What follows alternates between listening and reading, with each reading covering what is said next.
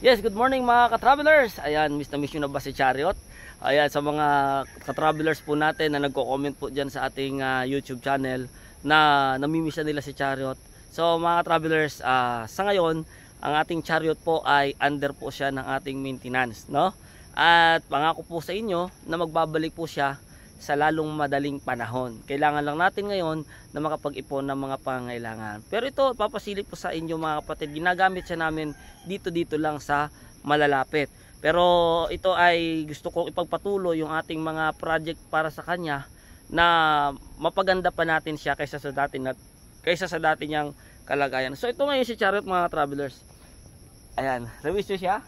So ito po, kita nyo naman yung kanyang kalagayan.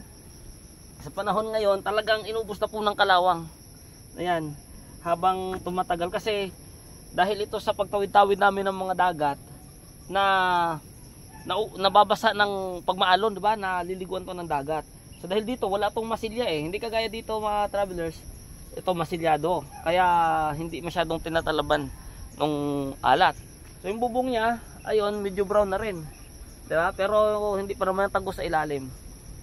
So ito ay talagang kailangan palitan. So ang project natin ngayon dito ay Chariot dahil meron naman na tayo ng malaki pang maramihan. Gagawin ko na lang po ito na pang service ko, pang vlog ko, pang travel natin. Nagpaplano ako na mag-travel ng ito, na hindi masyadong kargado, no? At kailangan natin tong i-rehabilitation. Dadaan siya sa rehabilitation mga ka-travelers. So babaguhin ko tong position nito kasi masyado na rin naman siyang mahaba, no? Babawasan natin to mga hanggang dito lang. Yan, nalagyan natin siya ng forma pag ganun. Abangan nyo na lang po yan. At siguro mga Sunday mabimili po tayo ng materyales para sa kanya. So yung under niya mga travelers hindi pa rin po ito nagbabago. Oy, one click pa rin siya, diba? So napakabilis pa rin yung start mga travelers. Ayan, nalalamigan pa lang ito kasi madalang ang panda rin, pero ang bilis pa rin yung panda rin, diba? At yung makina niya hindi pa rin nagbabago yung tining. Yan, napakaganda pa rin, napakatining pa rin yan. The best pa rin po yan. So lilinisin natin to. Gumagana pa rin naman yung ating mga blower. Talagang madami pa akong linisin dito, madaming ayusin, no? So yung dingding number 1, kabilaan na natin ito papalitan. Yung bubong natin papagtsagan, pero kapal yan Iskusin lang natin yung taas, kapal pa naman kasi yan. So itong upuan linisin din natin, tapos yung likuran ayusin na natin yung upuan doon. Siguro dahil hindi naman na natin ito gagamitin na maramihan, may iniisip ako panibago kung anong magandang gawin dito na maging kargahan. At the same time pagka ginamit ko siya pang travel ay meron akong matutulugan at mahihigaan. Diba? Yan naman yung ating gagawin. Isipan natin yan ng paraan mga travelers. So yan na-miss nyo siya. Siyempre ako na-miss ko na din to Gusto ko nga ito i-travel, mag-survey tayo mga bypass road, makita natin yung mga karsada, no? Sana makatulong naman tayo sa mga mamamayan natin, may pakita ko ano yung nangyayari talaga sa mga project dito sa mga lansangan natin, siyempre para makarating din sa inyo kung sakaling maglalakbay man kayo. Yan, okay na okay pa, no? The best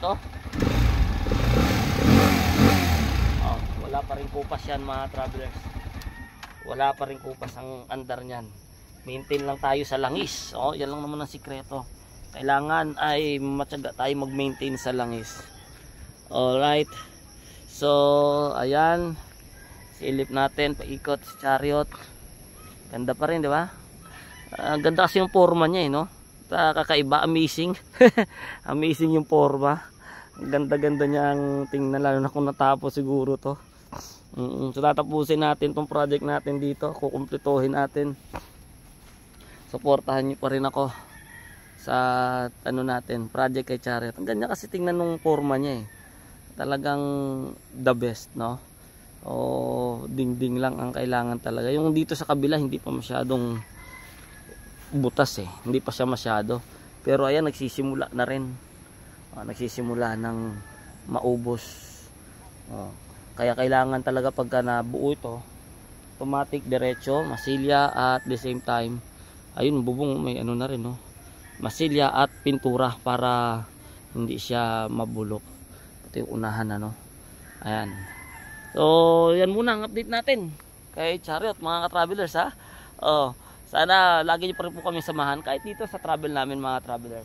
Dito, samahan niyo pa rin kami kasi marami pa rin tayong mga pupuntahan, iba't ibang lugar, at kung luluobin, magkaroon din tayong project dito, no?